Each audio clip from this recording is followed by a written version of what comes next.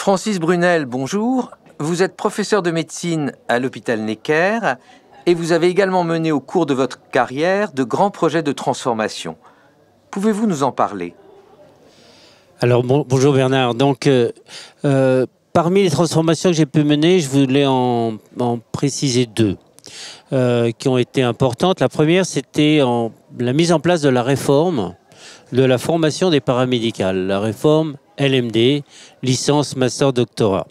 À titre d'exemple, comme vous le savez sûrement, la formation des infirmières menait à un diplôme d'État qui était délivré par le ministère de la Santé.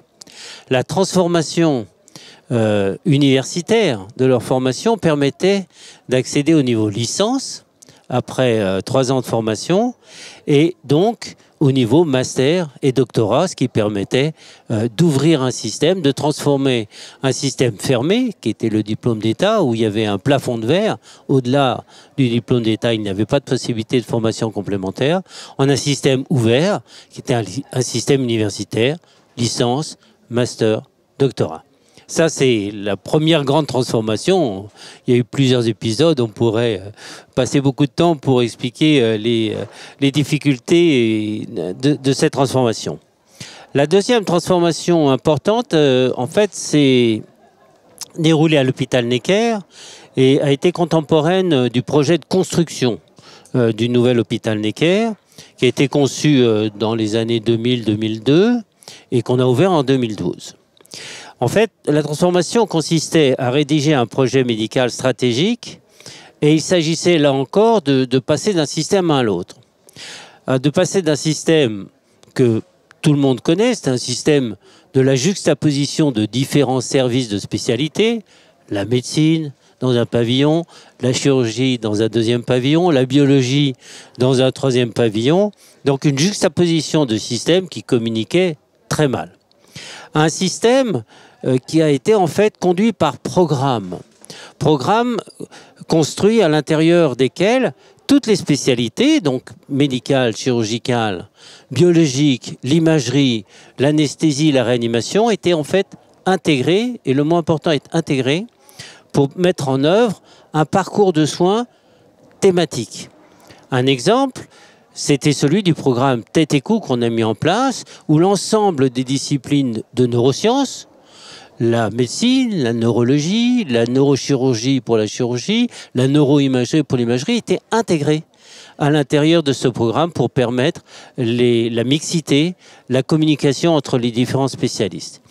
Et au bout de l'écriture de l'ensemble du projet stratégique de Necker, le terme de projet médical intégré, en fait, a résumé la démarche. Voilà, en gros. Merci. Si on en tire des leçons, quelles sont pour vous les clés d'une transformation réussie?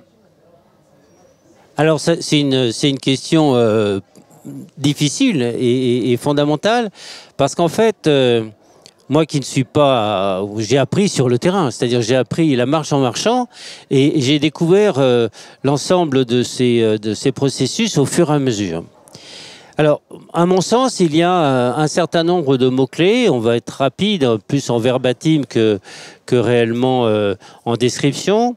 Je crois que la première clé, la première vertu, c'est l'anticipation. L'anticipation pour se donner le temps à soi-même et surtout donner le temps aux acteurs qui vont subir la transformation pour que ces acteurs s'approprient, acceptent d'être amenés dans cette transformation. La deuxième clé me semble être en fait la vision. Il me semble essentiel d'avoir une vision, c'est-à-dire lorsqu'on va mener cette transformation, de savoir très exactement où l'on va. C'est la seule façon de donner confiance. Si on ne donne pas confiance aux acteurs de la transformation, c'est l'échec assuré. Si le leader hésite, voilà, qu'est-ce que je vais faire demain, où on va, c'est l'échec assuré. À mon avis, le troisième point, et je l'ai vécu vraiment lors de ces deux expériences, c'est respecter les acteurs.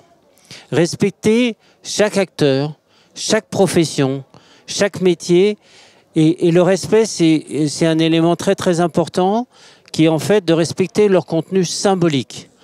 En règle générale, lorsqu'on s'attache à une transformation, on est un peu techno. On dit voilà, c'est comme ça peut se mettre sur un tableau Excel. En fait, il faut s'attacher au contenu irrationnel, au contenu symbolique de chaque profession. Et à mon avis, éviter les termes qui vont englober tout le monde dans un même sac. Éviter les termes universels, les termes département, les termes grand pôle. Faire que chaque individu se sente en fait indispensable au projet et créer, à mon avis, la notion d'interdépendance. Enfin, quelque chose aussi qu'on ignore souvent, c'est qu'il faut laisser à chaque acteur la possibilité de s'identifier à un lieu, à sa maison. Vous savez très bien, dans votre métier, chaque déménagement, c'est un deuil, c'est une petite mort. Et donc, il faut absolument éviter de créer ce que moi j'appelle des SDF, des sans domicile fixe du projet. Les gens qui ne vont pas se reconnaître à l'intérieur de cette maison.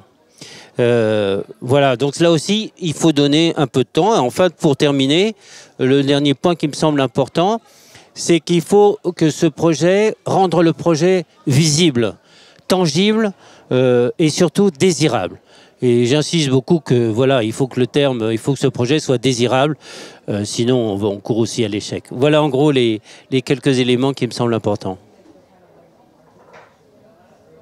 Une dernière question particulière concernant la réforme des retraites. Ah, voilà. Et sans aborder le fond de cette réforme, oui. Comment expliquez-vous qu'on en soit arrivé là aujourd'hui ? Alors évidemment, c'est une question sensible, d'actualité. C'est effectivement extrêmement difficile de se prononcer sans être politique. Donc on va essayer d'être plus, comment dirais-je, dans l'esprit du coaching, puisque c'est l'objet. À mon avis, la première difficulté, c'est qu'on sent bien qu'il y a eu une absence d'anticipation. Je pense que même les acteurs de cette transformation ne savaient pas très bien où ils allaient eux-mêmes. Et on a surtout donné l'impression d'être pressés par le temps. Donc on a créé une espèce de sentiment d'urgence et d'être victime d'une contrainte extérieure qu'on ne maîtrisait pas soi-même. Un peu comme si l'organisateur de cette transformation disait, voilà, on est obligé de le faire, il faut le faire tout de suite. Et donc une sorte de petit sentiment de panique.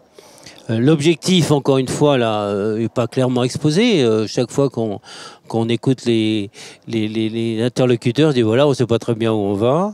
On voit bien que les acteurs de la transformation hésitent.